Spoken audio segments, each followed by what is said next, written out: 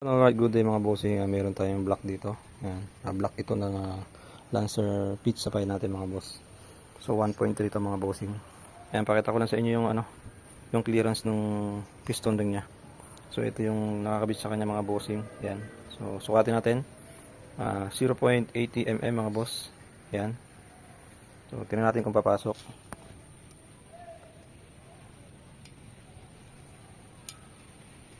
Yan mga bossing, pumasok yung pillar gauge natin na 0.80 mm or 0.032.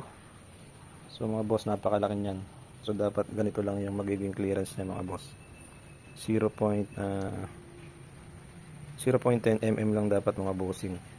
So ngayon mga boss, meron tayong bagong piston ring. Ayan, nag-oversize tayo ng 0.25. Ayan, makikita nyo, yan lang yung nilagay natin clearance. So napakaliit lang niya mga bossing. Kumpara mo dito, yan, sobrang laki. So ito lang dapat mga bossing yung clearance nya para matagal natin magamit. Hindi agad mag-usok mga boss. Yan. So ganyan lang dapat kalaki.